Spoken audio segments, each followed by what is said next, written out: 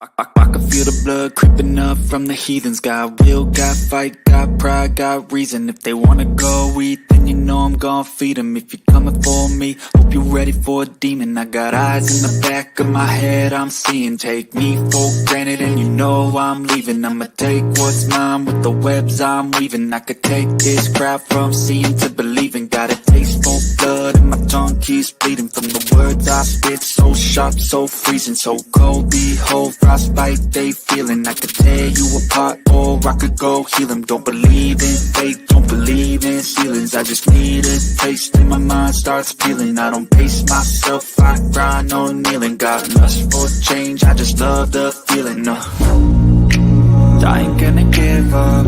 Got too little time, I'ma live up. Head down, push forward through the tough times. Cause anything worth doing is a tough climb. And I ain't gonna give up. Got too little time, I'ma live up. Head down, push forward through the tough times. Cause anything worth doing is a tough climb. Cause I'ma live life for the fight, yeah, I'm here to get it. I got drive, got sight, always have a vision. I go by at night, I be in my feelings. I'ma be fine, need time, and I'll soon be winning. I live life for the fight, yeah, I'm here to get it. I got drive, got sight, always have a vision. I go by at night, I be in my feelings. I'ma be fine, need time, and I'll soon be winning. I can feel the blood creeping up from the heathens. Got will, got fight, got pride, got reason. If they wanna go eat, then you know I'm gon' feed them. If you're coming for me, hope you're ready for a demon. I can feel the blood creeping up from the heathens. Got will, got fight, got pride, got reason. If they wanna go eat, then you know I'm gon' feed them. If you're coming for me, hope you're ready for a demon.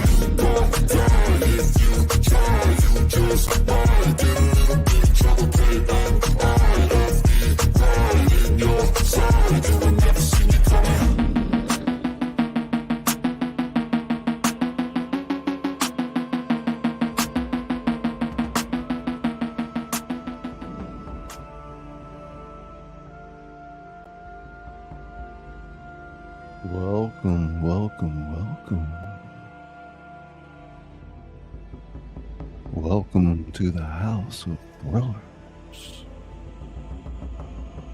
I'm Scully, the author that reads to you. Sound check, check, check, check, check, check, check. Tingle, tingle, tingle.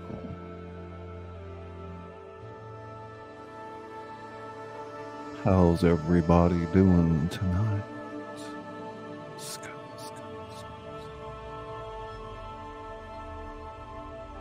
Hey Jenny, how you doing? Sound check, Jenny. It's Susanna Tingles. How you doing? Ivy B creates. Ska Ivy. It's great to see you. Woo rider, woo rider, woo rider, woo rider, woo rider. Ska.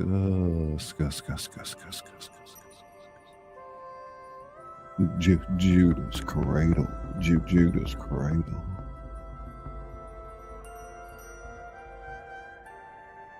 You got me hooked saying that, Scully. Woo rider, woo rider, woo rider.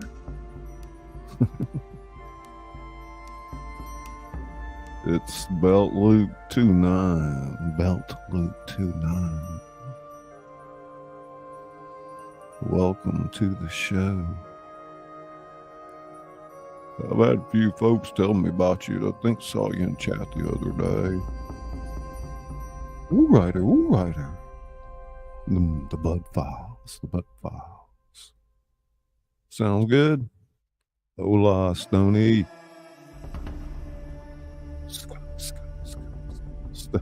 Stony Baker MD.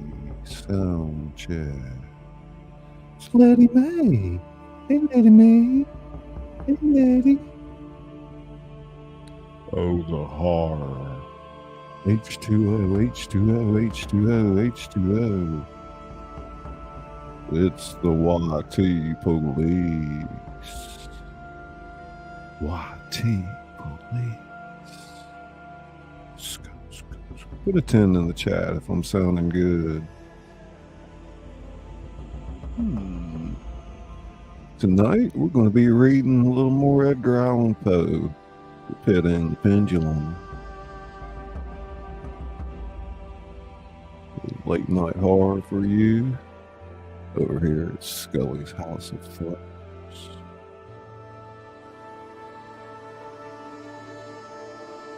I'm your host, Scully Pasta, the author that reads to you. I read my novels, other works in the public domain, and submissions from people like you. We also do a little ASMR over here so you get your brain tingled. Ivy tingles, for example. Tingle, tingle, tingle, tingle. Letty ska.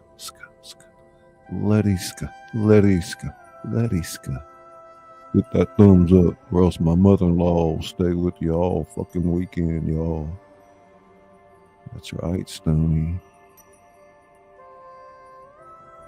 I'm gonna read a little bit tonight.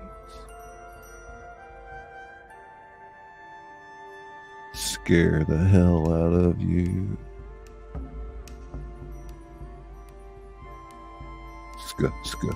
Scared.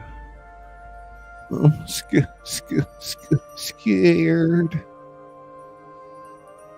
And she's hungry.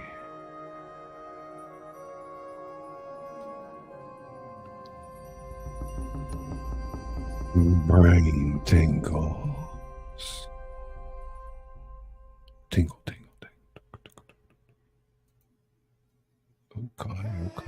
Okay. I'm coming for you.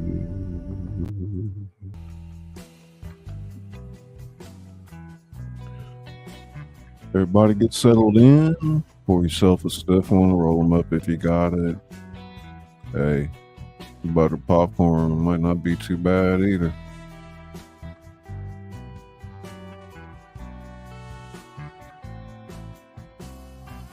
Leave your coat at the concierge. It'll be there waiting for you after the show. How you doing, Letty? Letty's tingle, darling. Tingle. Letty Letty tingles. Gonna read to you, Letty. You wearing your earbuds? Push them in deep.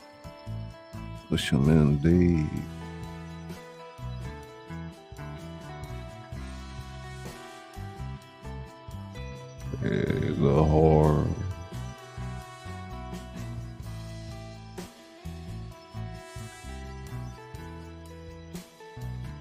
Yeah, let's read. Let's read. Roll call. Roll call. Scuss. Brain tingles. Your host, Scully Pasta. Scully Pasta. Tongue clicking. Boom, chick, rock.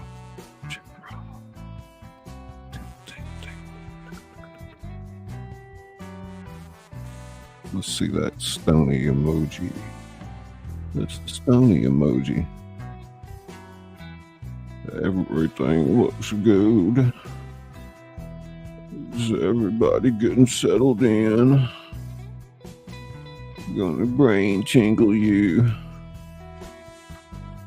Huh? What'd he say? Let's read. Let's see here. Everything looking good.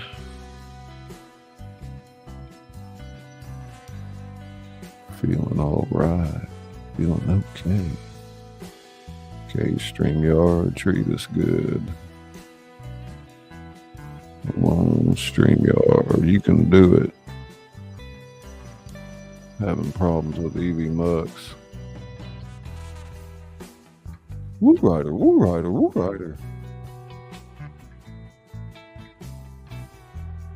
Oh yeah, under a tsunami warning. Wow. That ain't no joke. Things move at like 500 miles an hour.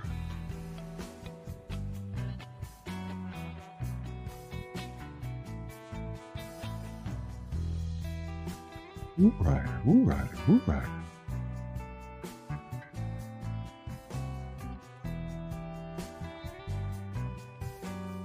Get myself situated, Stony.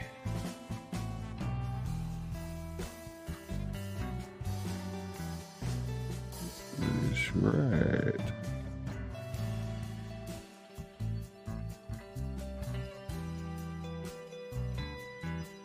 Izzy Scott.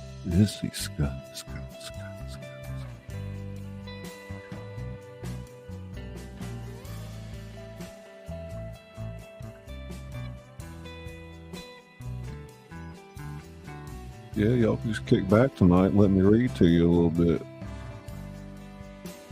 I don't know why it feels like a weekend right now, but it just does.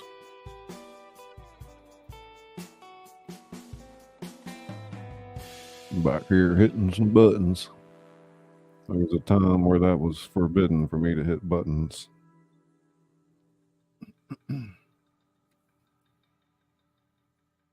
Stony, you been a night owl lately, huh? Oh, let's switch that music up. Sorry about that. Let's see. A little groovy with that blues.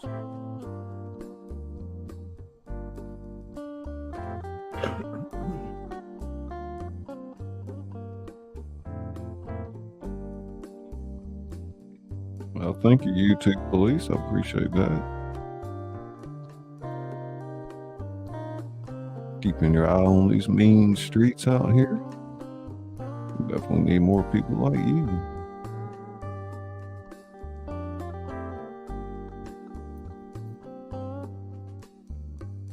It's a nice 69 degrees Fahrenheit down here in South Mississippi. 12:40 a.m. April 3rd. A little cloudy outside. Tingle, tingle, tingle, tingle.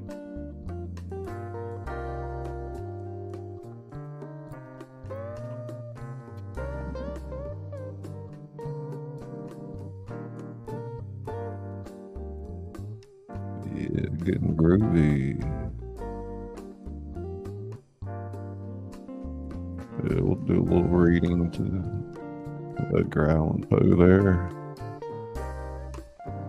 Got a nice overlay with some good appropriate music for the narration. Now, if you hear me stop during the narration, if I mess up, I'll probably go check. And I'm doing that for my benefit for the edit later. We will remaster these Poe readings and make a wonderful compilation for you.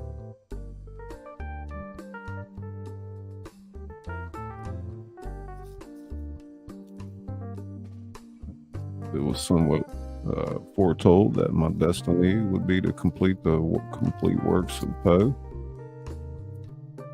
one of your more difficult writers to narrate.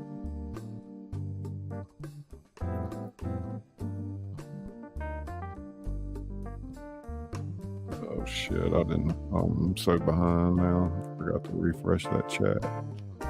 Chris, what's up, buddy? Construction cronies. A great art. Check. Scully, a great YouTube author that reads to you. Mr. Azzer. I see you. Scuss. It's letting me. We're going to read Pit and the Pendulum. Probably going to get started here in a minute. It's a little bit longer than The Telltale Heart, which we narrated last night. I've done The Black Cat by Poe, Fall of the House of Usher.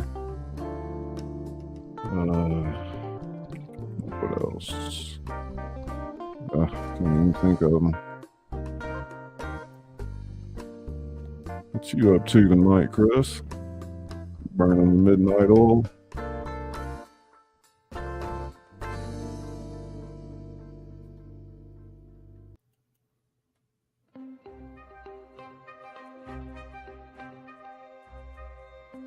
Pindar. Scuss. Tuck it in, Pindar. Let me read to you while you fall asleep. Now, know this, we're reading The Pit and the Pendulum, so you might wake up in a cold sweat. Tingle. Pindar. Scuss.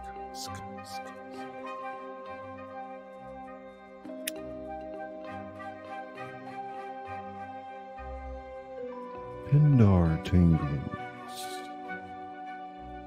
Scuss.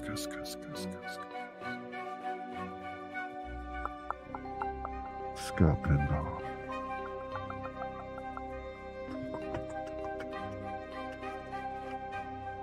Pindar. Lady me.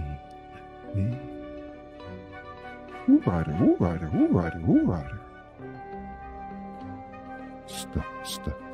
Stony Baker, MD. It's the YT police. Oh my God. It's the YT police. Ivy tingles, Ivy B creates. Scuss. I'm just checking in. Let's see what we got here.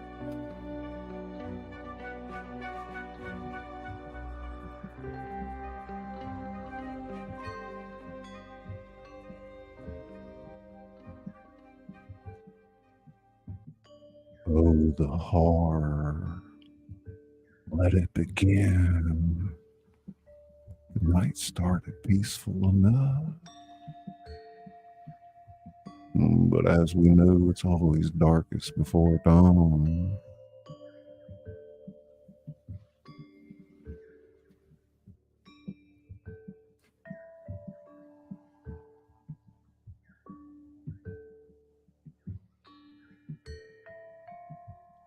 Edgar Allan Poe.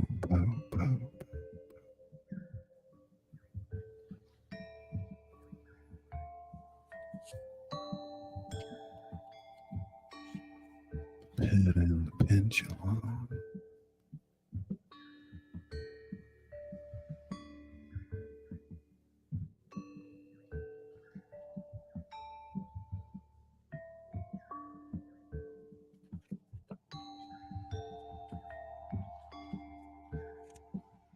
Hey, Sable, you made it just in time. About to start reading. We're going to be reading The Pit and the Pendulum. Doing a recording tonight for a later edit. Hope you guys enjoy.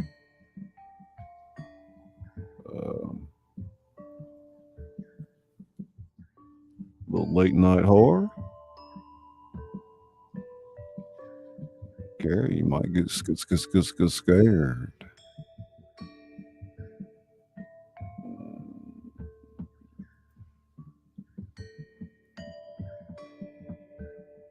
How you doing, Mr. Azar?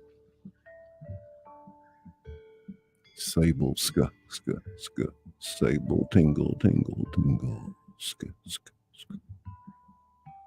Oh, thank you for sharing it out. Everything sound good? Voice, music, check.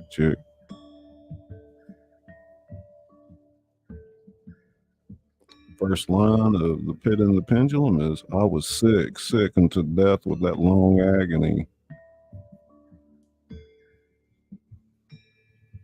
Oh, you can't go live till Sunday? You're freaking kidding me? Trying to give me DTs? What the heck, man?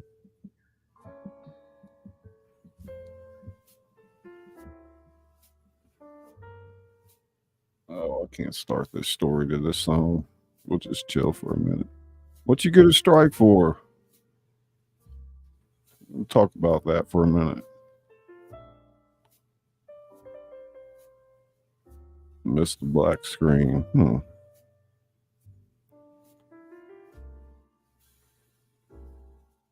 Okay. Bindar.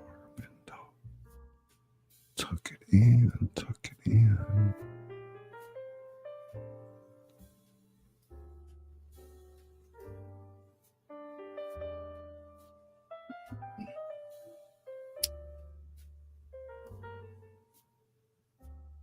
Is that noise?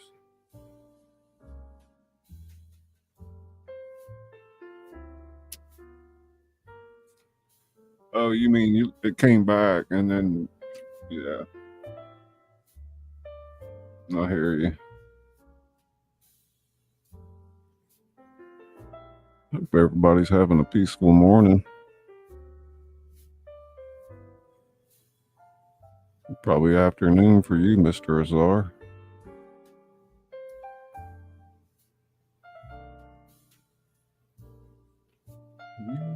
Looks good.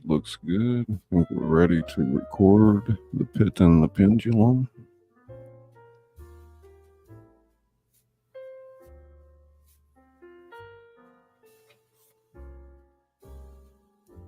It's a little bit longer than last night. I may try to, excuse me, pick up my tempo just a little bit.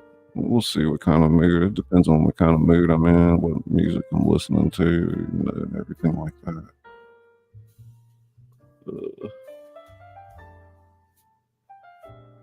Just a little. Check.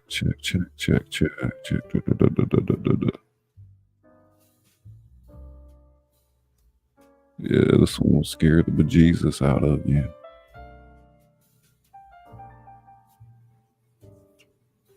Edgar Allan Poe.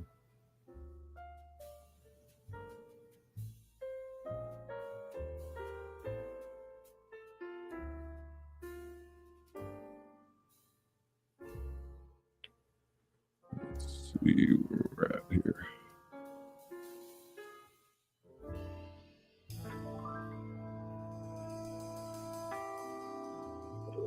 Skip ahead here.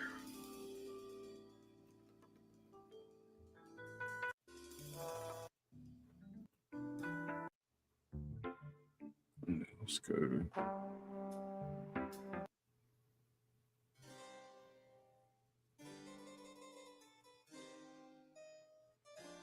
All right, let's do our intro for the editing purpose. I'd like to welcome you to the House of Thrillers. I'm Scully, the author that reads to you. Tonight, we're going to be reading The Pit and the Pendulum by Edgar Allan Poe. So buckle up, it's quite the ride. And we'll see you on the other side. Awesome. Oh, shit. I dropped my damn phone. At least I got that intro perfect. Oh my god. Let's see. Oh,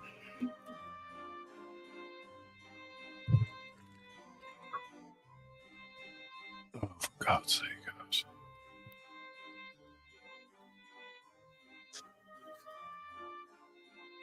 That scared me too. I'm reading from the actual book, so I might brush the mic with the paper. I guess that makes it kind of, sound a little more authentic, maybe. Yeah, you ready, Sable? I was sickened to death with that long agony.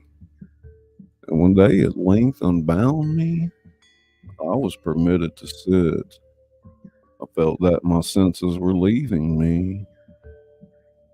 The sentence, the dread sentence of death, was the last of distinct accentuation which reached my ears.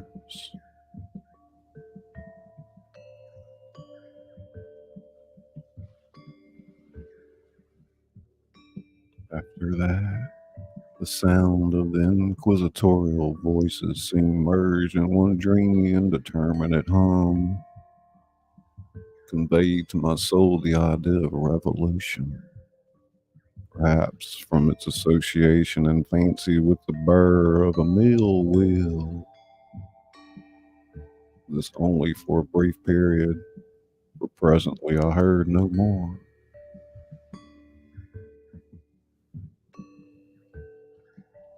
Yet, for a while, I saw, but with how terrible an exaggeration! I saw the lips of the black-robed judges. They appeared to me whiter than the sheet upon which I traced these words, and thin even to grotesqueness. Thin with the intensity of their expression of firmness, of immovable resolution, of stern contempt of human torture. I saw that the decrees of what to me was fate were still issuing from those lips. I saw them writhed with a deadly locution. Saw them fashion the syllables of my name. And I shuddered because no sound succeeded. I saw, too, for a few moments of delirious horror, the soft and nearly imperceptible waving of the sable draperies, which in check. Oh my God. Sable, that sentence has your name in it.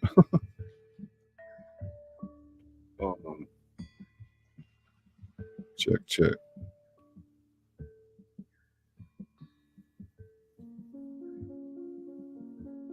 I saw, too, for a few moments of delirious horror, the soft and nearly imperceptible waving of the sable draperies which enwrapped the walls of the apartment. And then my vision fell upon the 7 tall candles upon the table. At first they wore the aspect of charity, seemed white, slender angels who would save me.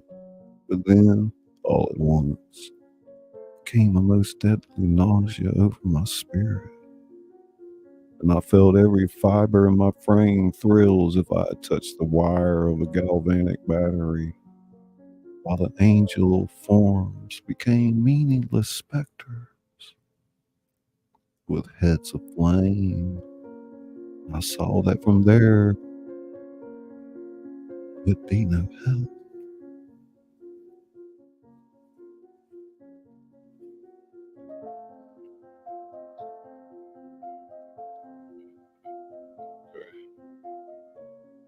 Check.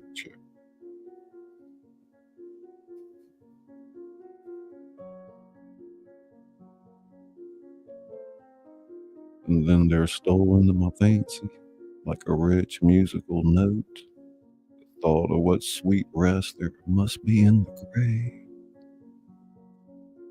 Talking gently and stealthily, it seemed long before it attained full appreciation. And just as my spirit came at length properly to feel and entertain it, the figures of the judges vanished as if jazz. Check, fuck. But just as my spirit came at length properly to feel and entertain it, the figures of the judges vanished as if magically before me. The tall candles sank into nothingness. Their flames went out utterly. Blackness of darkness supervened. All sensations appeared swallowed up in a mad rushing descent as soul into Hades. And silence, stillness, and night were the universe. I had swooned, but still will not say that all of consciousness was lost. What of it there remained, I will not attempt to define or even to describe, yet all was not lost. In the deepest slumber, no. Delirium, no. In the swoon, no. In death, no. Even in the grave, all is not lost.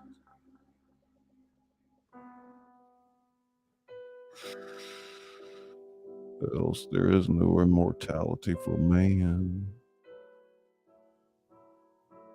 Arousing from the most profound of slumbers, we break the gossamer web of some dream. Yet in a second afterwards, so frail may web have been, we remember not that we have dreamed. In the return to life from the swoon, there are two stages. First, that of the sense of mental or spiritual. Secondly, that of sense of physical existence. It seems probable that if, upon reaching the second stage, we could recall the impressions of the first, we should find these impressions eloquent in memories of the gulf beyond. And that gulf is what? How at least shall we distinguish its shadows from those of the tomb?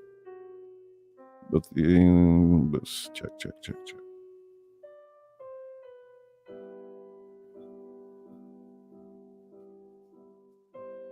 But if the impressions of what I have termed the first stage are not at all at will recalled, yet after a long interval, do they not come unbidden?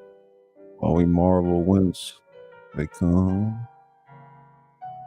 He who has never swooned is not he who finds strange palaces and wildly familiar faces and coals that glow. No, it's not he who beholds floating in the midair the sad visions that the many may not view. It is not he who ponders over the perfume of some novel flower.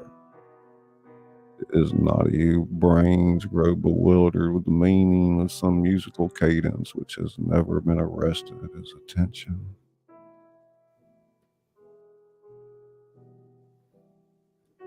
Hey, Globies. We're recording some Edgar Allan Poe, remaster later into a compilation. Welcome to the show.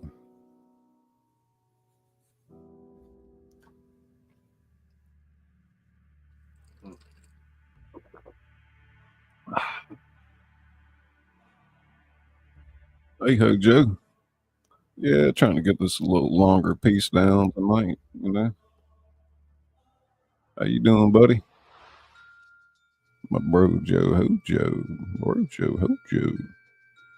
Everybody. Hojo, he has his emoji there as a moderator. Great to see you, buddy.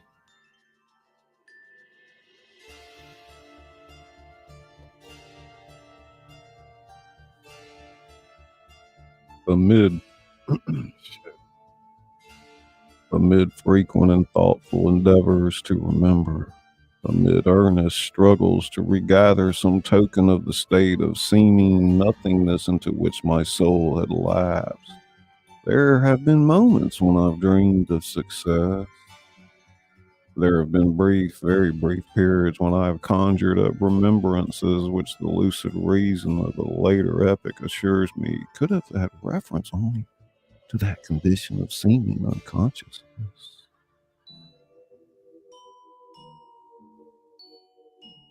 These shadows of memory tell indistinctly tall figures that lifted and bore me in silence down, down, still down, till a hideous dizziness oppressed me in the mere idea of the interminableness of the descent.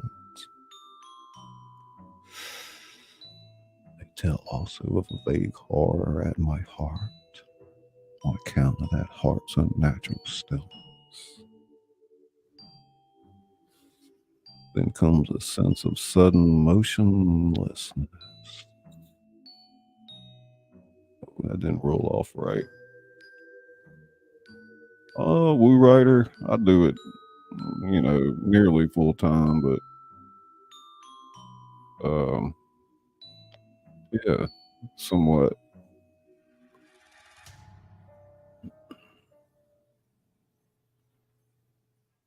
Let's see if we can get this to roll off.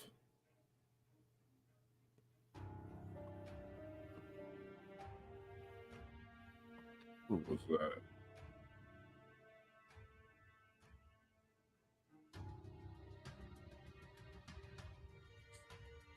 Check, check.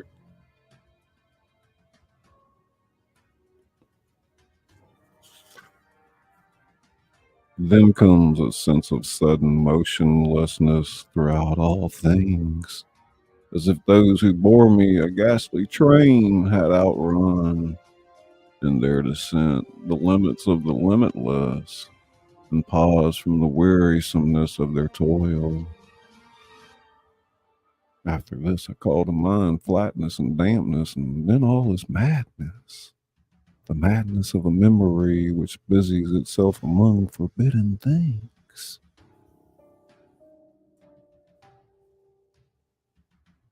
Very suddenly, there came back to my soul motion and sound, the tumultuous motion of the heart, and in my ears, the sound of its beating.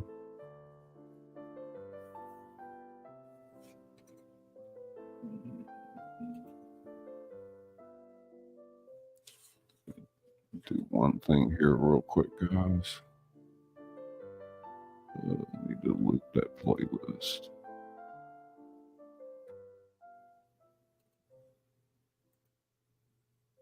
Check, check, check, check, check, check. Hojo. All right.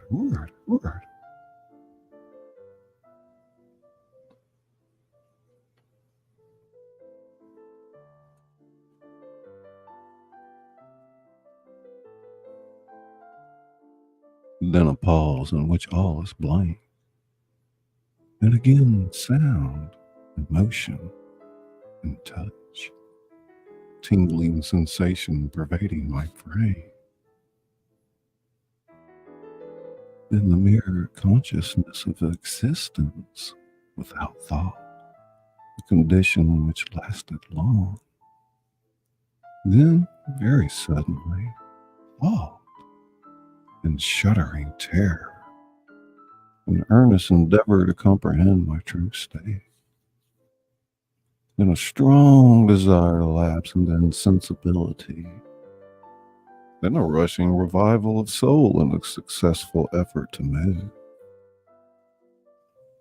Now full memory of the trial, of the judges, of the sable draperies, of the sentence, of the sickness, of the swoon. Then entire forgetfulness of all that followed, of all that a later day and much earnestness of endeavor had enabled me vaguely to recall.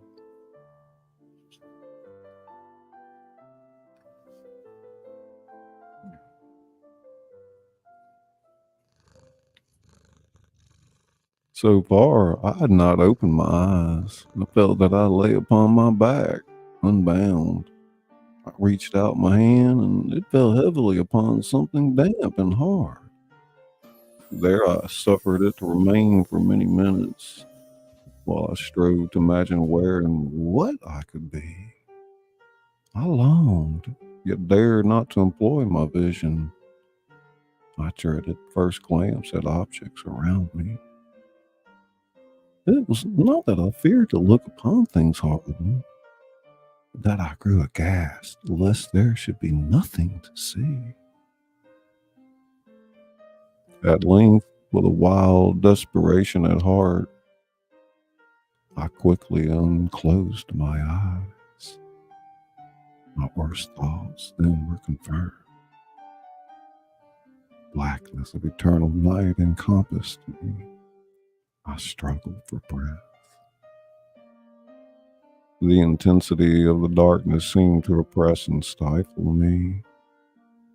The atmosphere was intolerably close. I still lay quietly, made effort to exercise my reason. I brought to mind the inquisitorial proceedings and attempted from that point to deduce my real condition.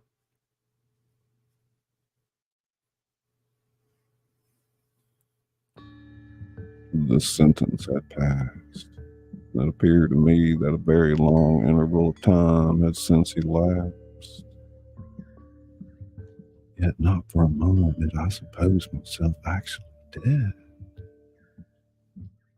Such a supposition, notwithstanding what we read in fiction, is altogether inconsistent with real existence. Where and what state was I? The contemned, check. Gray.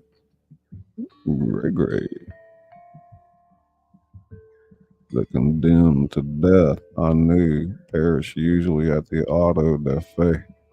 One of these had been held on the very night and day of my trial.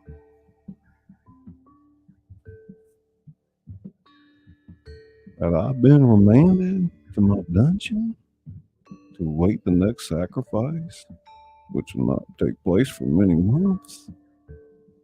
This I at once saw could not be. Victims had been in immediate demand. Moreover, my dungeon, as well as all the condemned cells at Toledo, had stone floors, and light was not altogether excluded.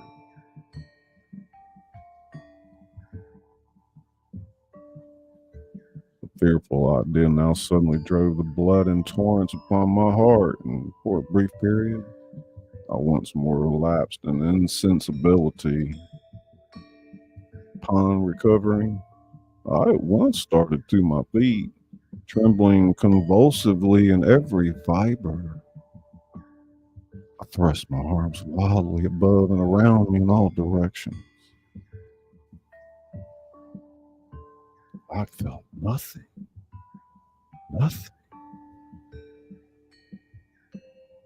Yet dreaded to move a step, lest I should be impeded by the walls of the tomb.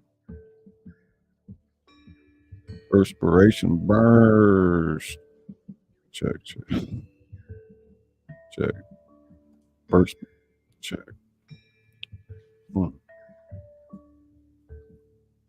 Breather here real quick. What you doing, Gray?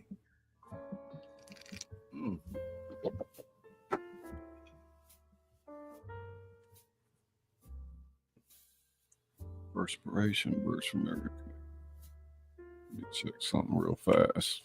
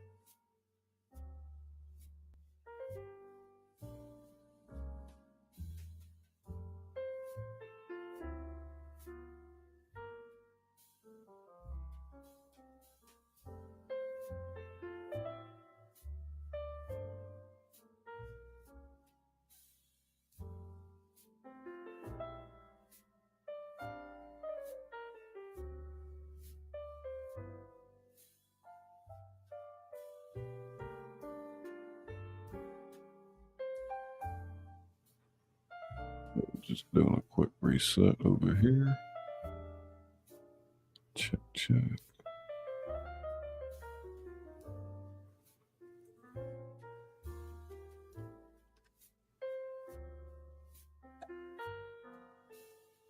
Yeah, it'll probably be a 6-8 hour compilation, Edgar Allan Poe compilation before I'm done with it. Well, Gray, you can always put a submission or whatever in at jscullybooks@gmail. jscullybooks@gmail. It's in the description as well. Woo rider, woo rider, woo rider.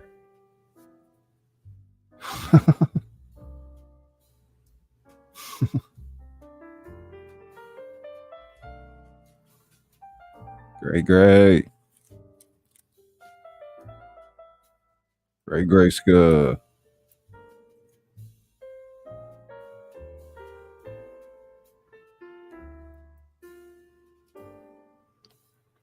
Yeah, y'all check out that merch shelf now too. I got to get it. I have to figure out how to tag those products, but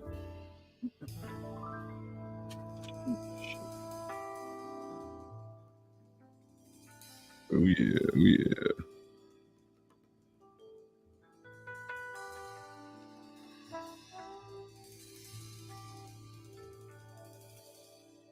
Boom, check raw.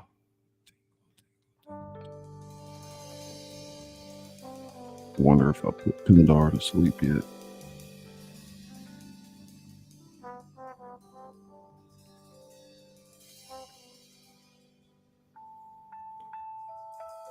Yeah, you know, it's important for we creators. We get our work out there, get it done, and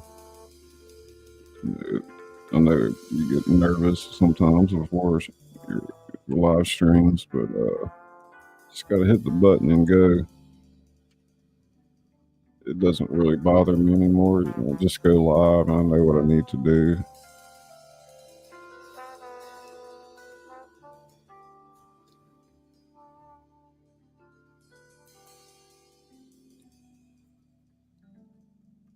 Thank you, everybody, for coming out to listen to our recording of Edgar Allan Poe tonight or this morning.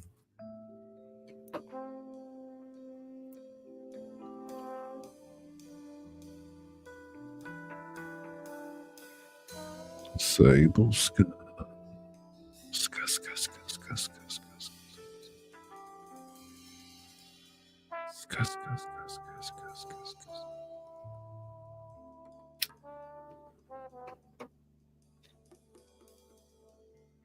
I can't believe you can't go live. What the heck? Oh. Let's see what we got here.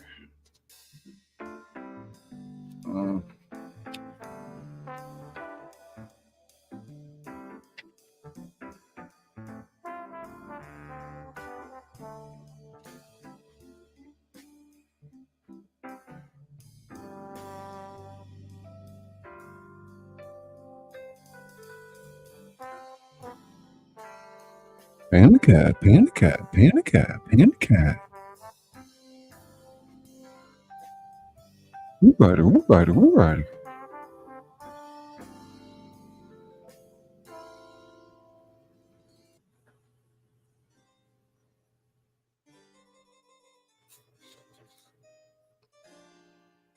Perspiration burst from every pore and stood in cold big beads upon my forehead. The agony of suspense grew at length intolerable, and I cautiously moved forward, my arms extended, my eyes straining from their sockets in the hope of catching some faint ray of light. I proceeded for many paces. Still all was blackness and vacancy. I breathed more freely. It seemed evident that mine was not, at least, the most hideous of fates.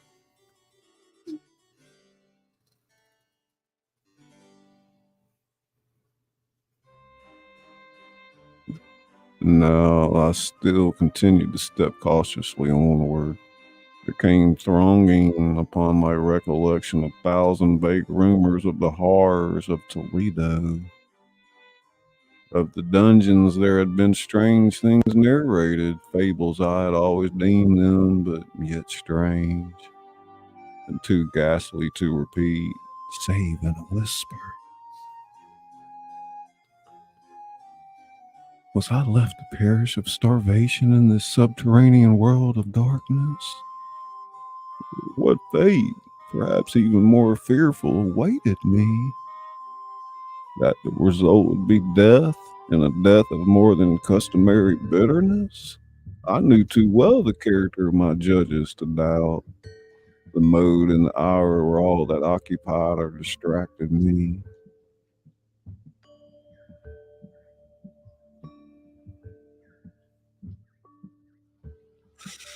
My outstretched hands at least encountered some solid obstruction. It was a wall, seemingly of stone masonry, very smooth, slimy, and cold. I followed it up, stepping with all the careful distrust. Check, check, check.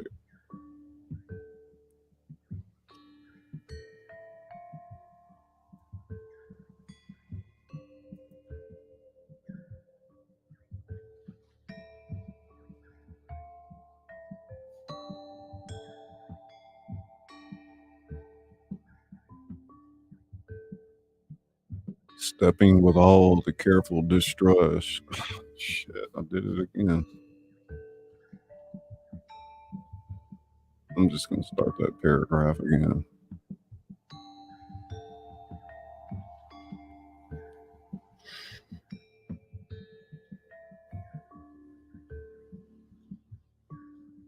I followed it up, stepping with all the careful distrust, which, fuck. All right, I'm going to get it right.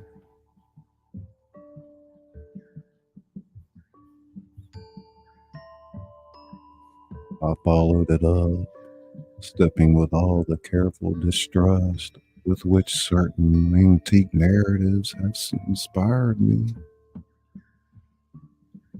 This process, however, afforded me no means of ascertaining the dimensions of my dungeon. As I might make its circuit and return to the point whence I set out, without being aware of the fact. So perfectly uniform seemed the wall. I therefore sought the knife which had been in my pocket.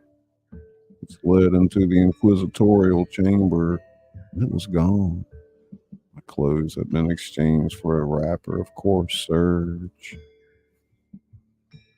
I thought, forcing a blade in some minute crevice of the masonry, so as to identify my point of departure.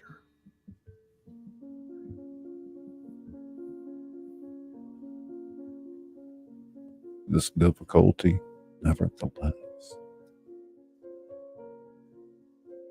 was but trivial. Although in the disorder of my fancy, it seemed at first inseparable. I tore a part of the hem from the robe and placed the fragment at full length and at right angles to the wall. Groping my way around the prison, I could not fail to encounter this rag upon completing the circuit. So, at least I thought. I had not counted upon the extent of the dungeon, or upon my own weakness. The ground was moist and slippery. I staggered onward for some time. I stumbled and fell. My excessive fatigue induced me to remain prostrate, and sleep soon overtook me as I lay. Hey, Pizza Demon. You dig the Poe, man? Awesome, awesome. Just doing a little recording tonight. Great to see you.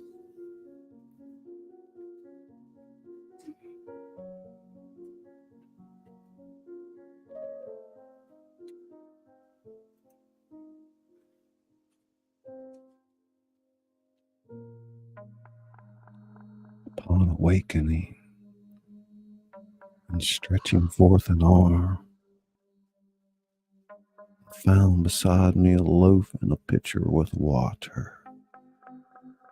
I was too much exhausted to reflect upon this circumstance, but ate and drank with avidity. Shortly afterward, I resumed my tour around the prison, and with much toil came at last upon the fragment of the surge. Up to the period when I fell, I had counted 52 paces, and upon resuming my walk, I had counted 48 more when I arrived at the rack. There were in all then 100 paces, and admitting 2 paces to the yard, I presumed the dungeon to be 50 yards in circuit. I admit, however, many angles in the wall, and thus I could not form no guess at the shape of the vault. The vault I could not help supposing it to be. Sean Tuber. Scut.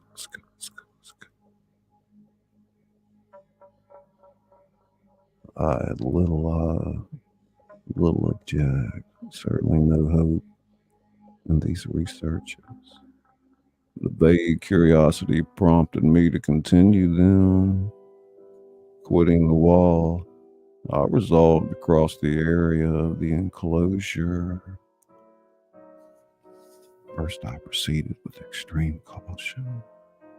For the floor, although seemingly of solid material, was treacherous with slime. At length, however, I took courage and did not hesitate to step firmly, endeavoring to cross in as direct a line as possible. I had advanced some 10 or 12 paces in this manner when the remnant of the torn hem of my robe became entangled between my legs. Stepped on it and fell violently on my face.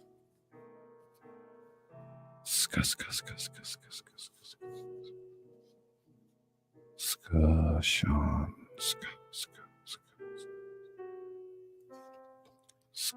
Pizza Demon. Tingle. Pan the cat. Hojo. Sable, tingle. It's great. Right.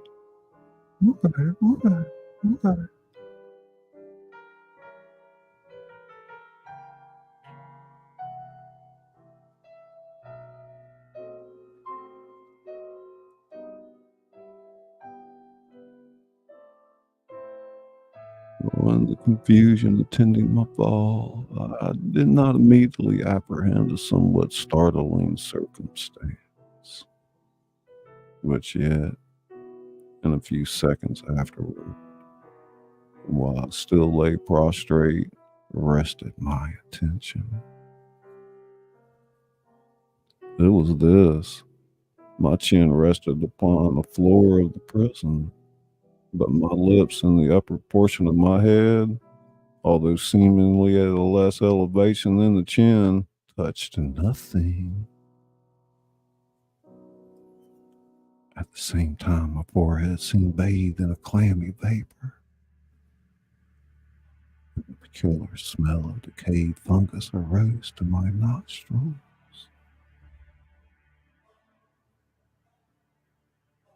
I put forward my arm, showed her to find that I'd fallen at the very brink of a circular pit, whose extent, of course, I had no means of ascertaining at the moment. Casper,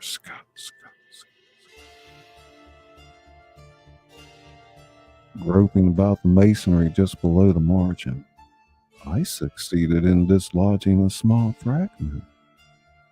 Let it fall into the abyss. Well, for many seconds I hearkened to its reverberations as it dashed against the sides of the chasm in its descent. At length there was a sudden sullen plunge into the water and succeeded by loud echoes.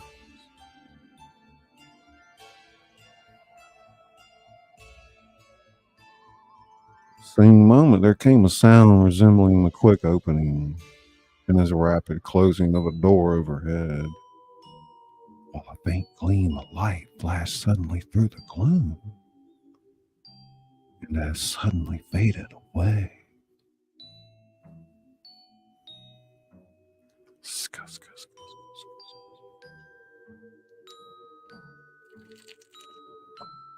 Gothic and some Gothic stuff, man. How you doing, Casper?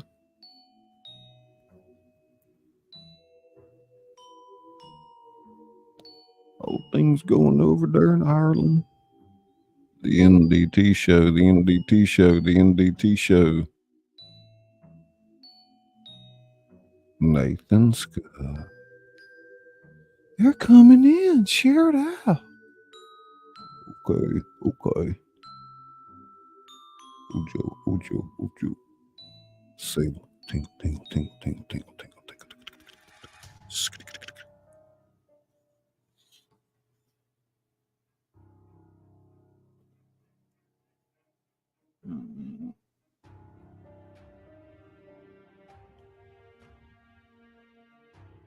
I saw clearly the doom which had been prepared for me.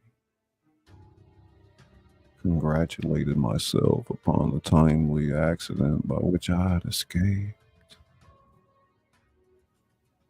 Another step before my fall, and the world had seen me no more.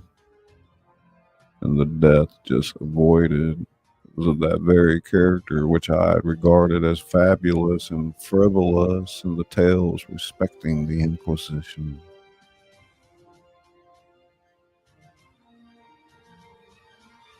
Hey, Benny. Flying in from Grammys? My arms are tired. Yeah, I was checking y'all out for a few minutes over there. I just wanted to get this Poe recording done tonight so I can edit it down later. Figured y'all come in and help me out a little bit. Benny Loco. Benny. Tingle, tingle, tingle, tingle. Whoop, whoop, whoop. Oh, thank you, darling. Thank you so much. Tiny T was gifted a membership by Benny Loco. Ding, ding, ding, ding, ding.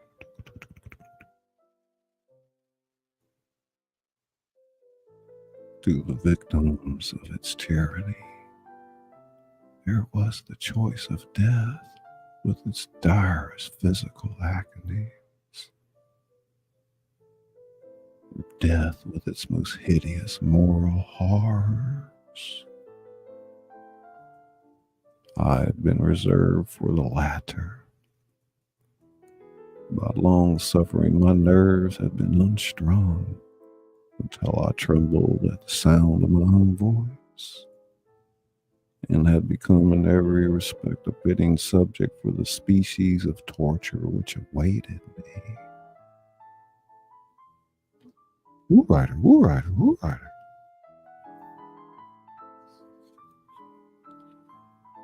Shaken in every limb, I groped my way back to the wall, resolving there to perish rather than risk the terrors of the wells, of which my imagination now pictured many in various positions about the dungeon. In other conditions of mind, I might have had courage to end my misery at once by a plunge into one of these abysses. Now I was the veriest of cowards. Neither could I forget what I had read of these pits, that the sudden extinction of life formed no part of their most horrible plan. Hey, Camellia tinkles. Scuss, scuss, scuss, scuss, scuss. Agitation of spirit kept me awake for many long hours, but at length I again slumbered.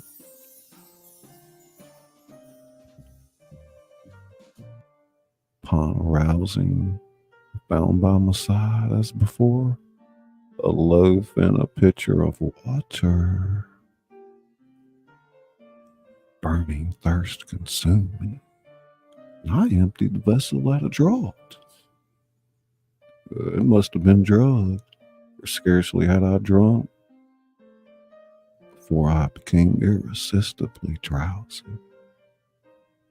A deep sleep fell upon me, sleep like that of death. How long it lasted, of course, I know not. But once again unclosed my eyes. The objects around me were visible.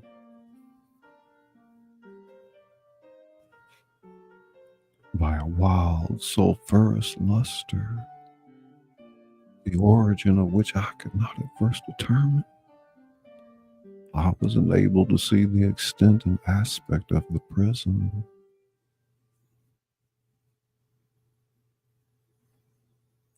Prison of the prison. Oh yeah, oh yeah. That's a toughie, this one. The Pit and the Pendulum, Edgar Allan Poe.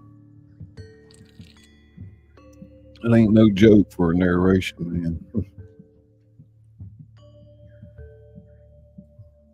Casper, how you doing? Camellia, great to see you. Sable's throwing up that cat with the butt in the air emoji. For Stony. Thank you so much, Benny. Benny Loco. Nathan, what's up, my man, my broska? Casper Tingle. Bro Joe Hojo. Panda Cat.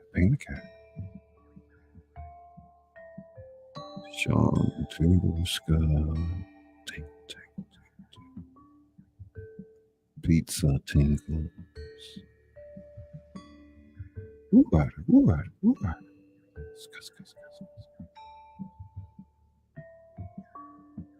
I'm good, Scully. Drinking tea.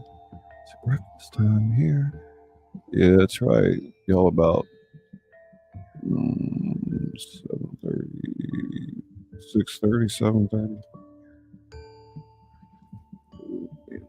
I'll take these headphones up for a minute.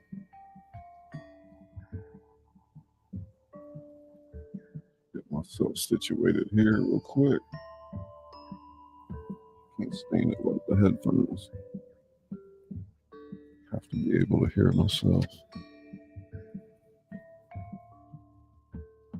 Now 7:36.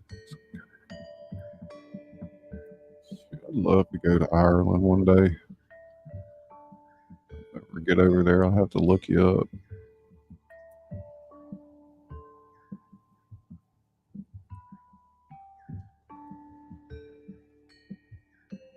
Benny Loco, tinkle, tinkle, tinkle. I'm high as a giraffe. That's pretty fucking high. That's got to be one of the highest asses in the world. Giraffe. Oh shit.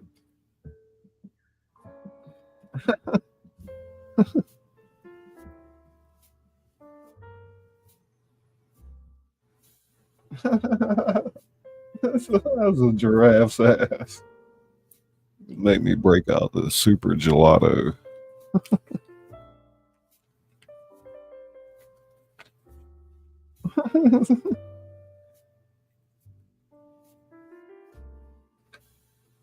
Man, you high as a giraffe's ass.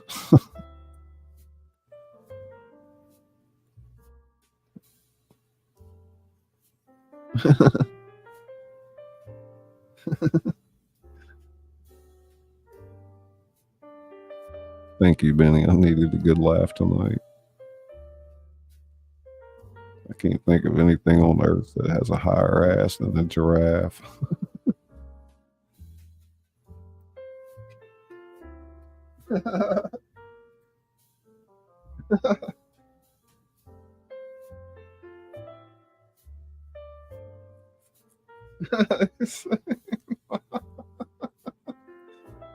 Oh, God.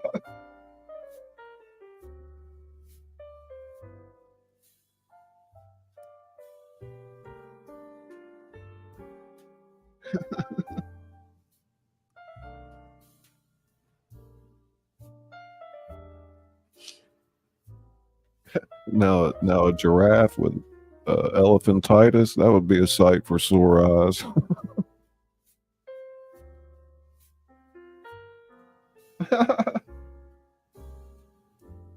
Oh shit. It's too fucking funny, man.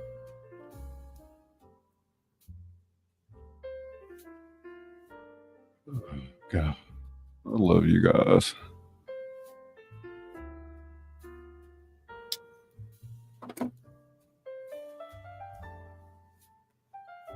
Let's see, can I read toe to this?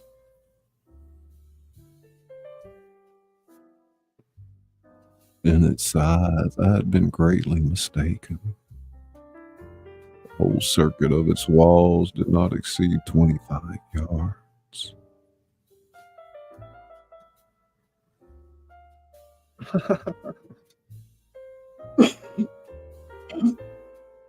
Hey, Frostbite.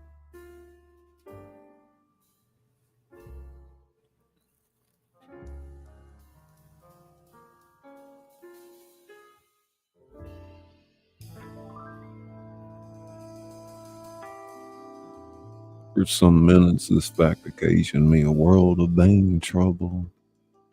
Vain indeed, but could be of less importance under the terrible circumstances which environed me.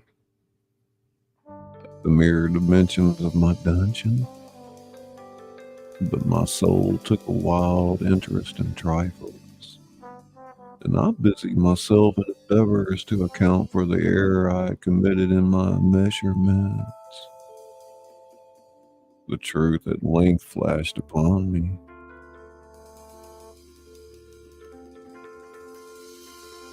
In my first attempt at exploration, I had counted 52 paces, up to the period when I fell. Must have been within a pace or two of the fragment of surge. In fact, I had nearly performed the circuit of the vault. I then slept, and upon awakening, I must have returned upon my steps, thus supposing the circuit nearly double what it actually was. My confusion of mind prevented me from observing that I began my tour with the wall to the left and ended with the wall to the right.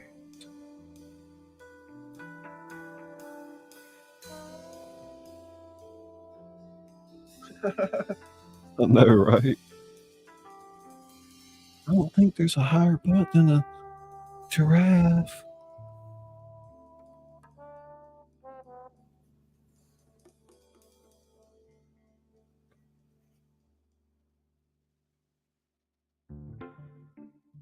I've been deceived too, in respect to the shape of the enclosure. And feeling my way, I've found many angles and thus deduced an idea of great irregularity. So potent is the effect of total darkness upon one arousing from lethargy or sleep. The angles were simply those of a few slight depressions or niches at odd intervals. The general shape of the prison was square.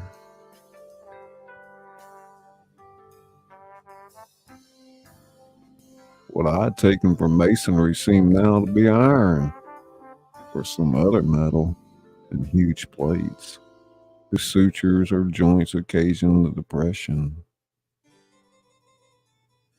The entire surface of this metallic enclosure was rudely daubed in all the hideous and repulsive devices to which the charnel superstition of the monks had given rise.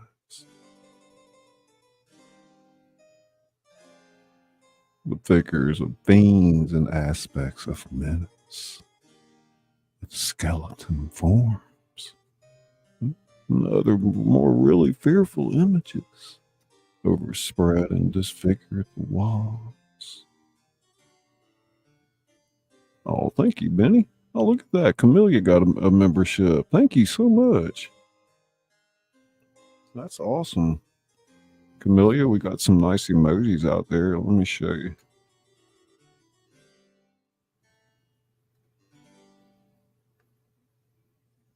And this is Benny Loco's emoji right there.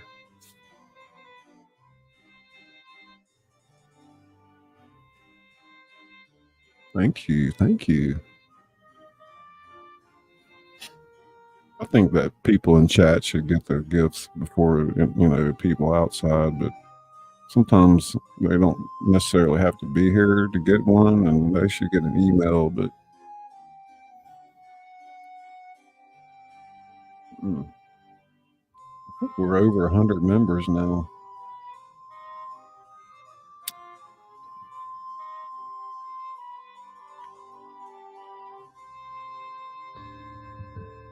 I observed that the outlines of these monstrosities were sufficiently distinct, that the colors seemed faded and blurred, as if from the effects of a damp atmosphere.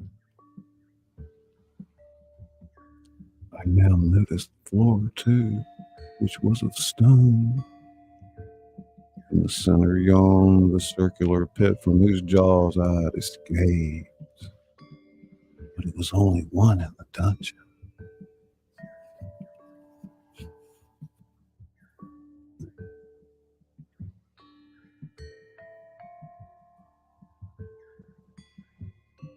Yeah, I don't know if I'm going to get through the whole story tonight. Let's see what we got.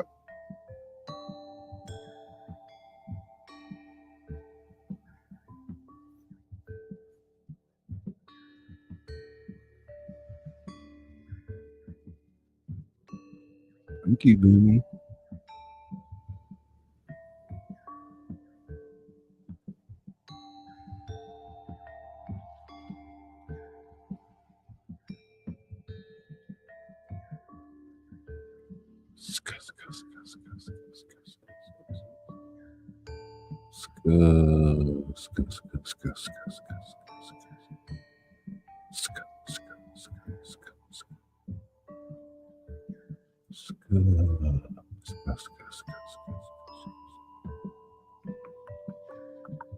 I'm gonna click it.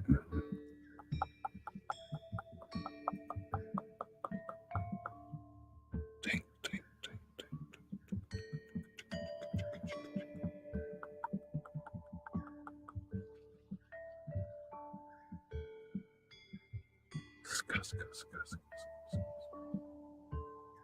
Ting, ting, ting. Test, test, test, test, test. Test, test, tinkle, tinkle, tinkle, brain tingles, tingles, tingles.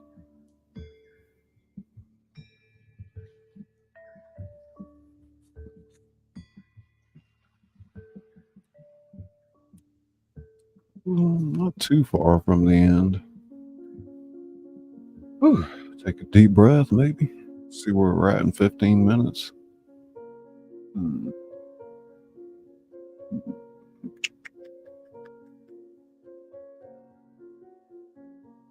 Scamel.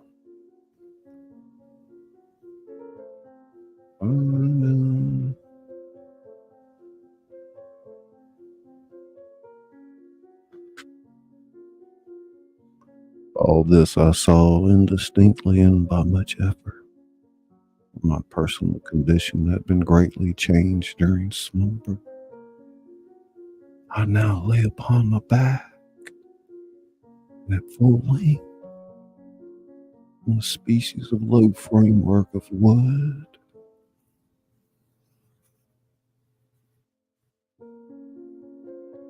To this I was securely bound by a long strap resembling a surcingle, passed in many convolutions about my limbs and body, leaving at liberty only my head and my left arm to such extent that I could, by dint of much exertion, supply myself with food from an earthen dish which lay by my side on the floor. I saw, to my horror, that the pitcher had been removed. I say to my horror, for I was consumed with intolerable thirst. And this thirst would appear to be the design of my persecutors to stimulate. For the food in the dish was meat pungently seasoned.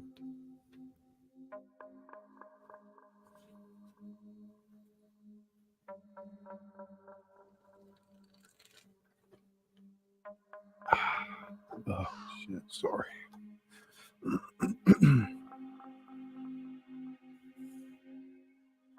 Looking upward, I surveyed the ceiling of my prison.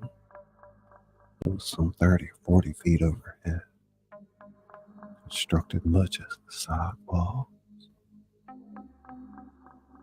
In one of its panels, a very singular figure riveted my whole attention. It was the painted picture of time as he is commonly represented, save that, in lieu of a skiff, he held what, at a casual glance, I suppose to be the pictured image of a huge pendulum such as we see on antique clocks. There was something, however, in the appearance of this machine which caused me to regard it more attentively. While I gazed directly upward at it, for its position was immediately over my own, I fancied that I saw it in motion. In an instant afterward, the fancy was confirmed. Its sweep was brief and, of course, slow. I watched it for some minutes, somewhat in fear, more in wonder. Wearied at length with observing its dull movement, I turned my eyes upon the other objects in the cell.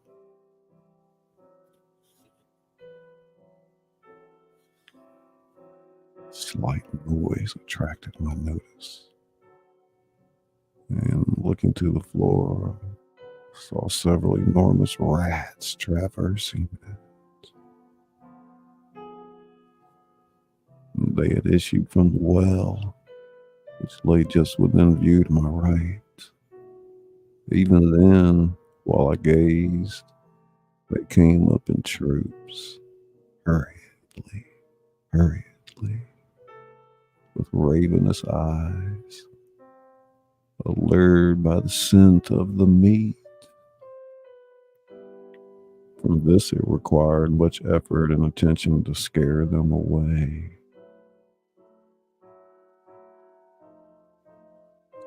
Might have been half an hour, perhaps even an hour, before I can cast my eyes up. What I then saw confounded and amazed me. The sweep of the pendulum had increased in extent by nearly a yard. As a natural consequence, its velocity was also much greater.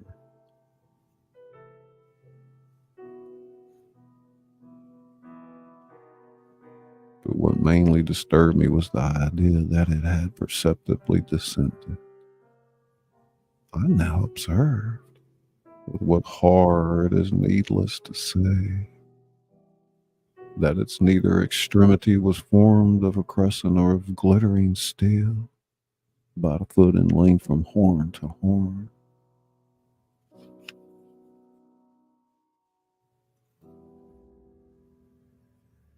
Thanks so much, Sean. We'll see you. Have a good evening.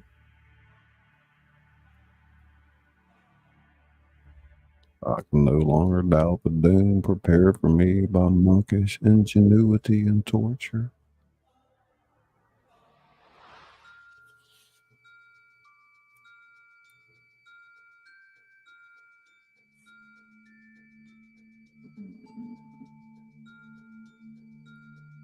The deal is done. This spot here.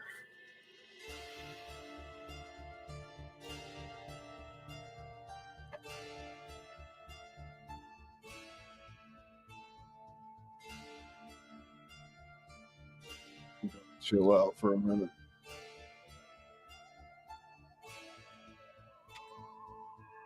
Benny Loco. Benny Loco.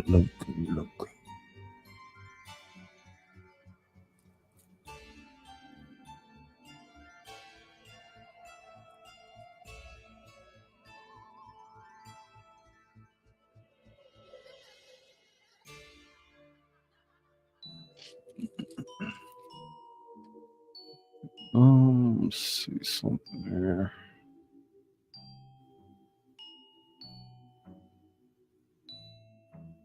We got here. Sable, scuss. Sable, scuss. Sable, scuss.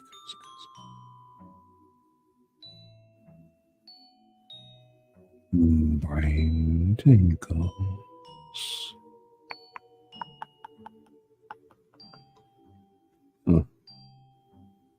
Where'd all my assets go? Oh, those are video clips. Yeah. This one, let's play a little thing here for Benny.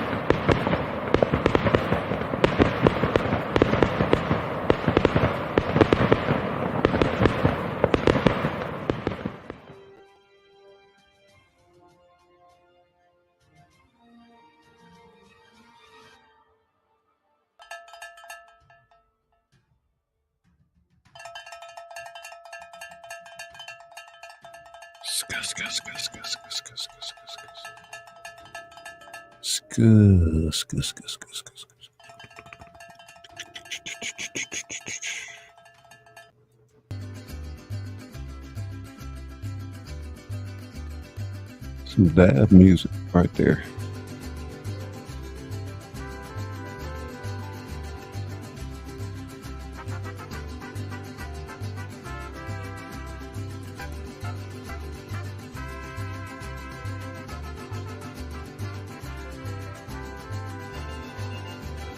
Yeah, right. Scuba.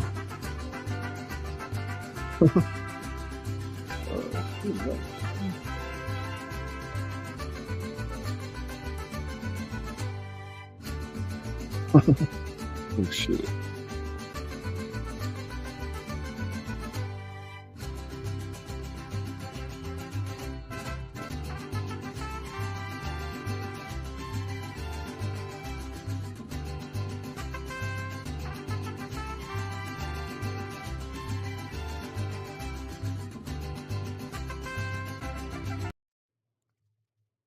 Because it's a bittersweet symphony that's life. Trying to make ends meet. You're a slave to the money, then you die. I'll take you down the only road I've ever been down. You know, the one that takes you to the places where the veins meet. Yeah. No change, I can change, I can change, I can change, but I'm here in my mold. But I'm a million different people from one day to the next. I can't change my mold. No, no, no, no, no. Have you ever been down? Well, I've never prayed, but tonight I'm on my knees. Yeah, I need to hear some sounds that recognize the pain in me. Tingle, tingle, tingle. Yeah, I'll let the melody shine, let it cleanse my mind. I'll feel free now. But the airwaves are clean and there's nobody singing to me now. No change, I can change, I can change, I can change, but I'm here in my mold. I'm here in my mold. And I'm a million different people from one day to the next. I can't change my mold. No, no, no, no. Have you ever been down? I can't change it, you know, I can't change it. 'Cause it's a bittersweet symphony.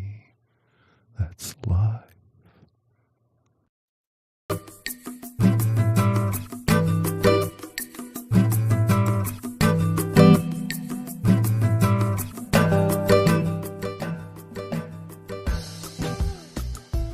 I hope everybody's enjoyed the show so far.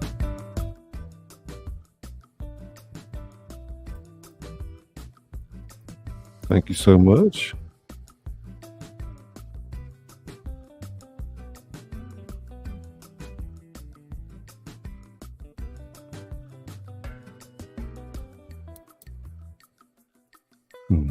Casper,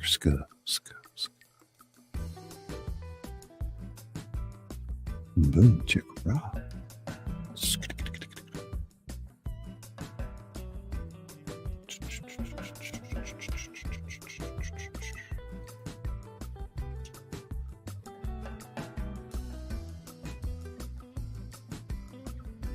Yeah, I think I'm gonna finish the other half another night. There's no hurry, you know.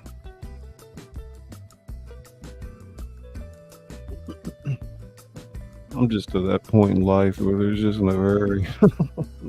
No, maybe not every day, but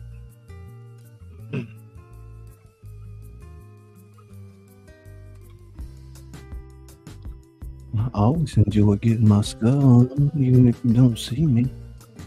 Oh yeah, Benny. Benny, look up.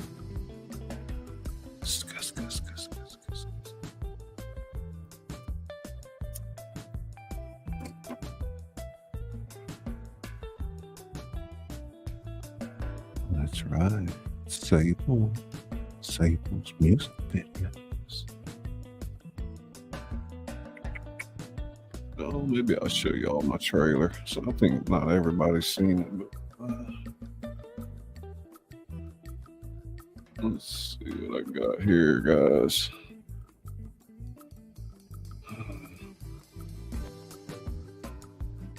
Actually show you a couple of things. Let's Let's do this like this. Save playlist, show playlist. Save the playlist. Show playlist. Where we at? Show playlist.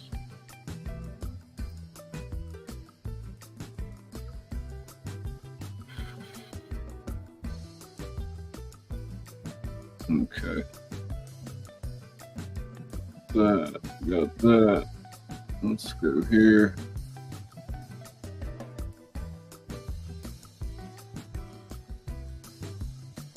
Oh shit, hang on. Gotta do something else here. Let's take that off. Y'all still here with me?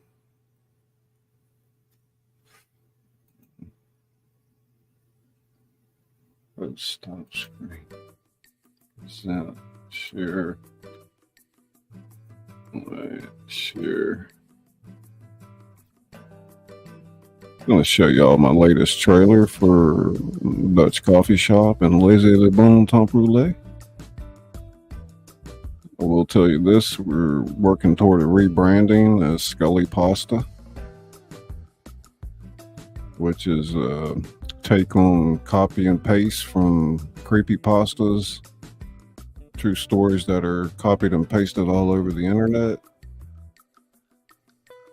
So the ideas for Scully Pasta, you know, have Scully's narrations that are copied and pasted all over the internet. So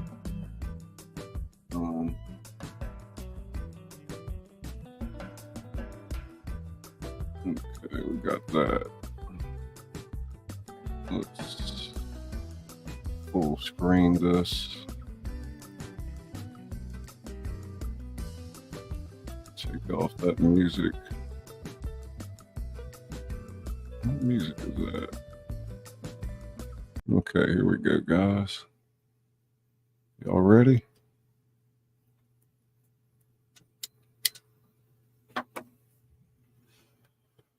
Let's see here. You can get my books at Amazon, different places, but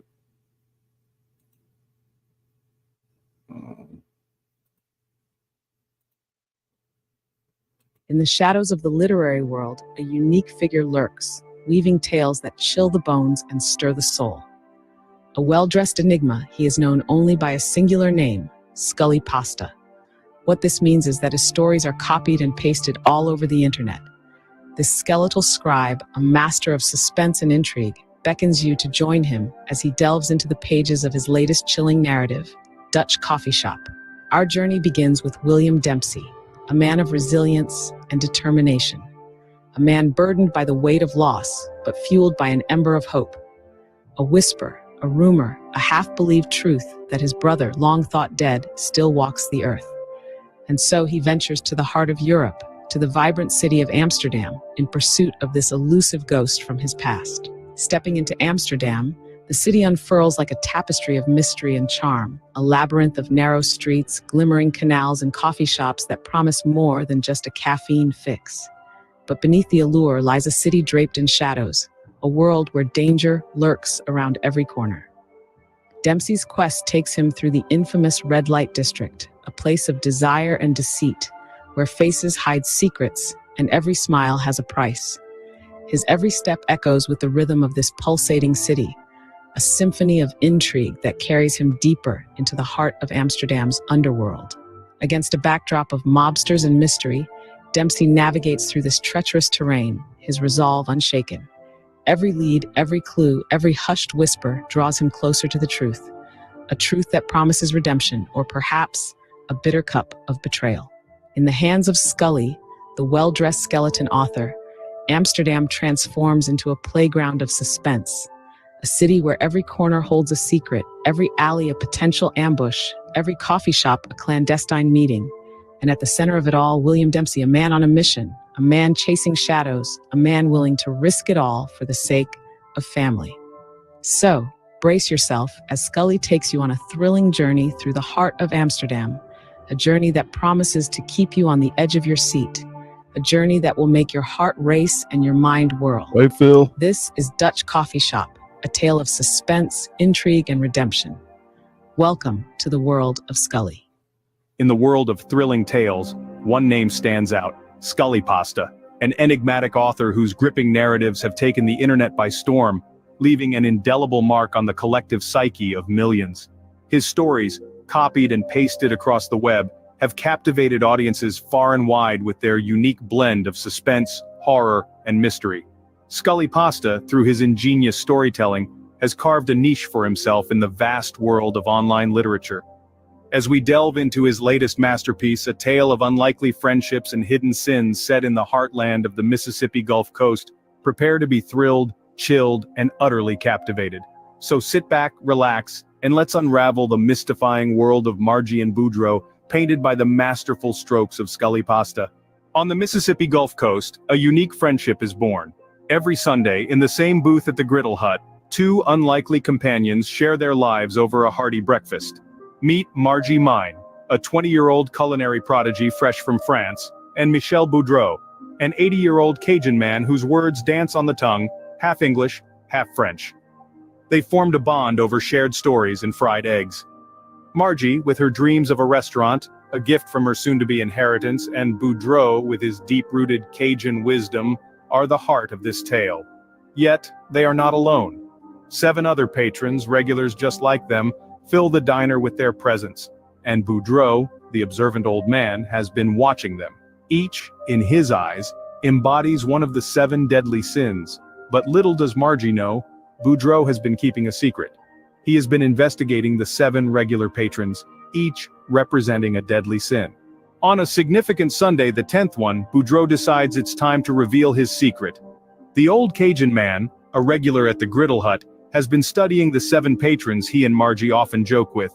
He has identified each with a deadly sin: pride, envy, wrath, sloth, greed, gluttony, and lust. They are all there, embodied in the patrons they've known for 10 Sundays. Boudreaux, a believer in ancient wisdom, considers 10 the perfect number. It signifies completion, a cycle fulfilled.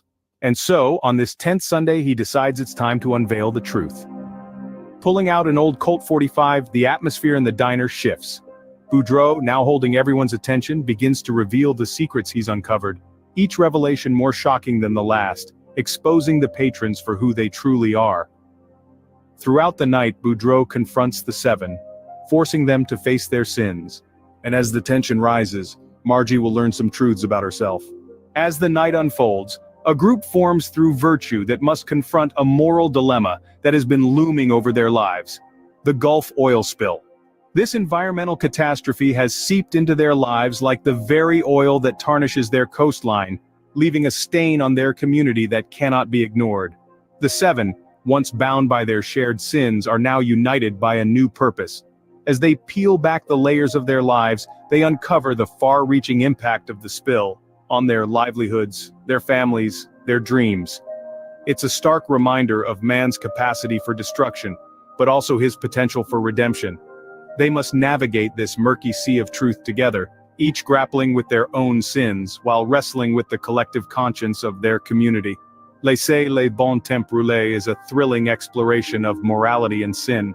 Can we face our true selves when confronted by the mirror of truth? Find this gripping tale at all major bookstores and online retailers. Right, all right. That's my novel, Laissez, Bon Temps Rouler, and Dutch Coffee Shop. You can find them at Amazon.com. Or reach out to me at J Scully Books if you'd like a first edition signed copy. Welcome, Imperialism. Welcome to the show. Just kind of wrapping things up here. I did the Pit and the Pendulum reading tonight. Oh yeah, y'all written into it? That's pretty cool. Wow. Can't wait to check that out. Let's see, what's the name of it? Aunt and Cleo. Okay. Dominique Green. Right on. How you doing, Phil? How's everything going? Thanks so much, Hojo, for being here. Casper Northerner, Casper Scott. Camellia Tingle. And our wonderful friend Sable's Music Videos. Wonderful channel.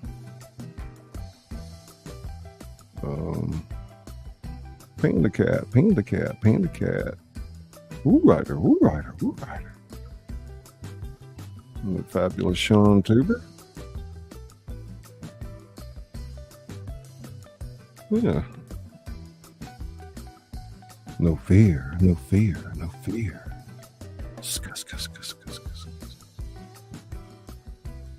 No fear. That's right, no fear.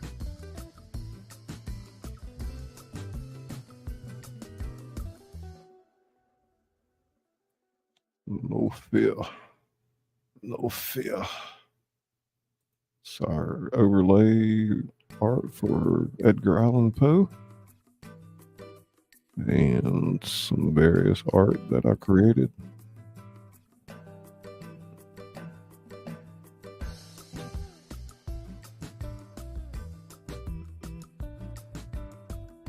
Just do it.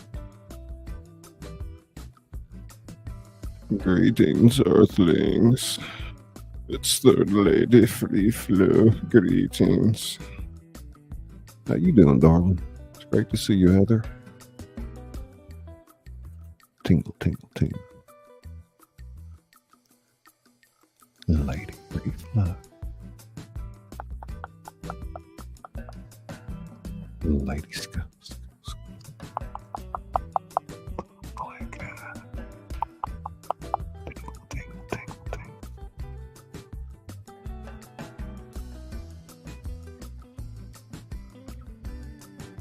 Most of this art is brought to you by Leonardo Art AI,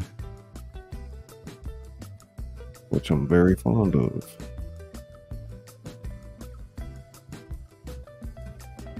Earthlings. Let's read.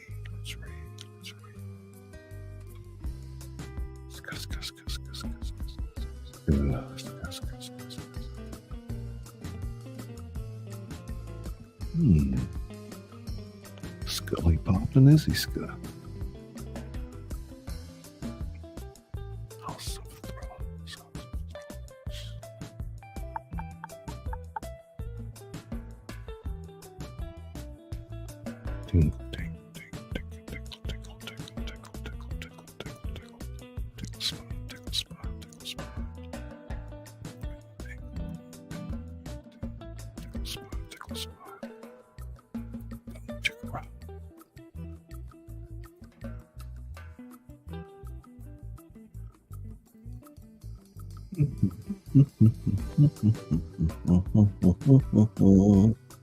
That's good.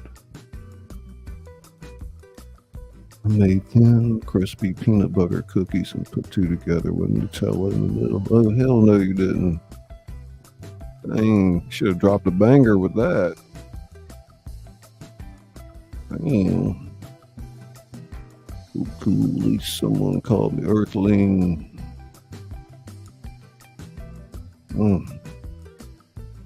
Punish me.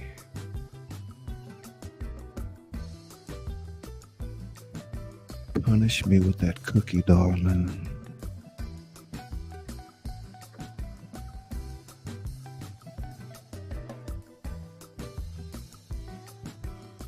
Oh, I think I'll have one more smoke with you and then we'll call it a night. Appreciate everybody hanging out. Trying to get the stream to 2 hours. Keep those watch hours up. Hello, Casper. And Casper's coming all the way from Ireland over there. What part of Ireland was that again? Benny, yes, definitely Benny. She make a bunch of those, wrap them up real good. Okay, Camellia, we'll see you next time. Keep my eye out for your next video.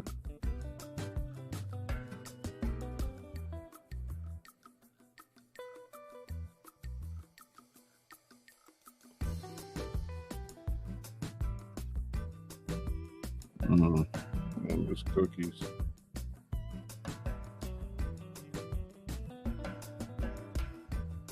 Those cookies be the death of me.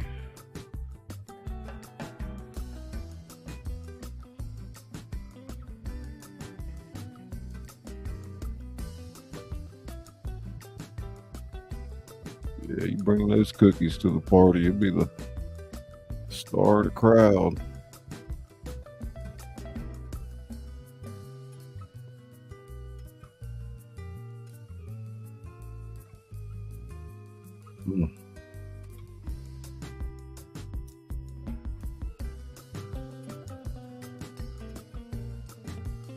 I swear, my stomach started rolling over when you said that.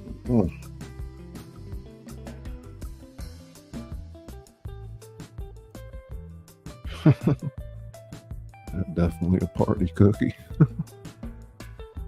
Oh yeah.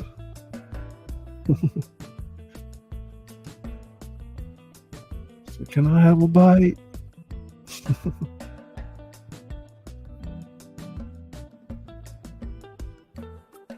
Go back in there, somebody done ate the whole platter.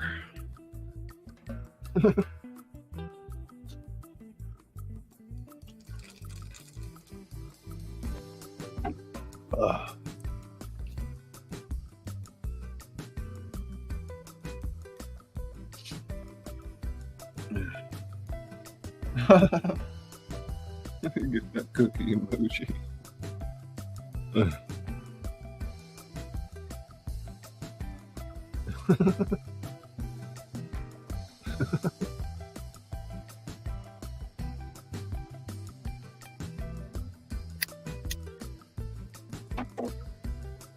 Yeah, y'all had a good stream going over there with native Council tonight.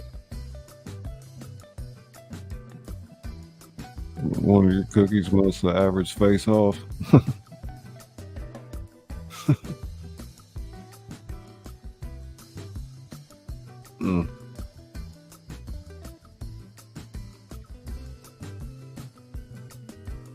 Definitely a party cookie.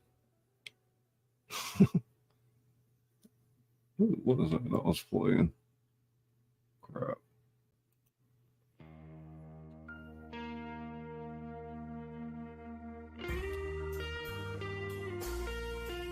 That's a good night-night song. Good night-night song there, Benny. Tuck it in, tuck it in. No, but just Benny, just email me at jscullybooks@gmail and I'll send you my address. I've been knowing you so long, so yeah, I know.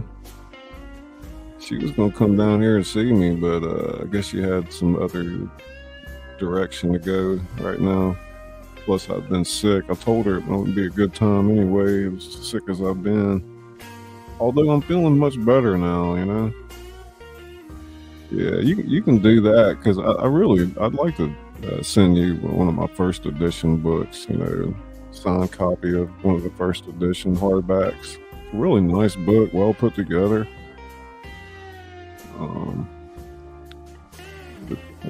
On the spine of this book, it even has the villain's brass knuckles, the top view of the villain's brass knuckles in bas relief on the spine, and has a cool dust jacket that goes around it.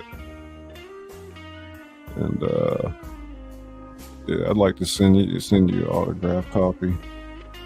I know my voice is starting to get back. I've been working hard at, trying to do a few streams, and it was weak at first. Everything was weak.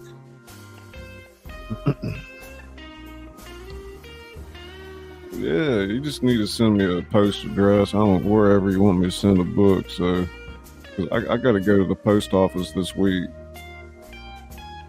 I have quite a few books going out, so one more is not going to be a big deal. Oh, thank you, Casper. like I said, I'm working hard to get better, you know, my diet, doing my walks. I've seen all the doctors like I'm supposed to, and I still have to, you know, supposed to have a colonoscopy in the near future, but we'll see how it goes. I mean, honestly, I may have been eaten up with like E. coli or something for several months. I don't really know. I've been taking so many damn antibiotics in the past 6 months. It all started with like a diverticulitis flare up, but I don't know.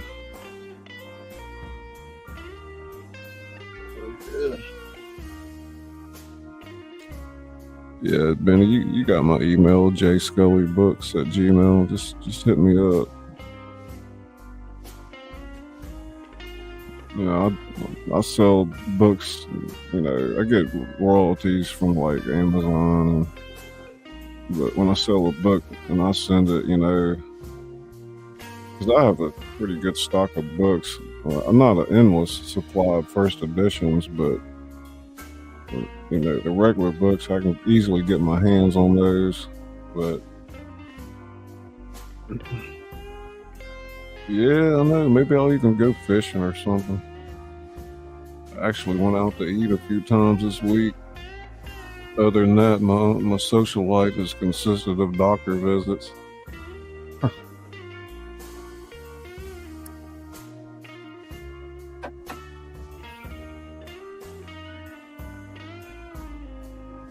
I hope this yard guy shows up tomorrow. Supposed to have been here today at 9:30 this morning and didn't show up. And it freaking rained this evening, so and my grass is just to that point, you know.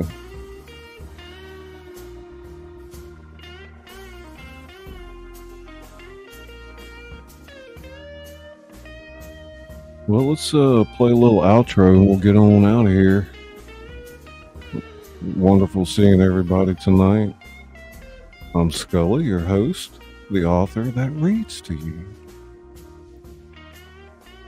I read my novels. I've written a few. Other works in the public domain.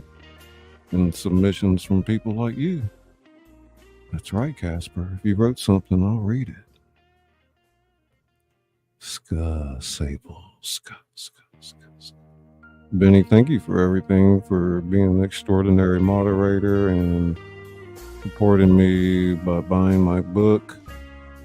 Your generosity overwhelms me. You even leave super chats, and it's just not something that's required, you know. I know we're all trying to support each other out here, but I thank you from the bottom of my heart. And I have a feeling that, you know, we might meet in person one day, so who knows.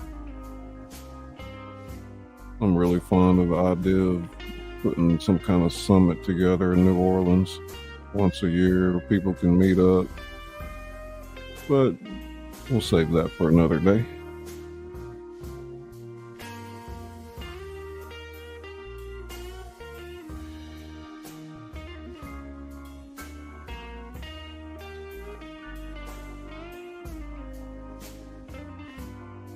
Let's see what we want to close out with. Maybe our member stories. Just let that run for a few. Let's see what we're at here.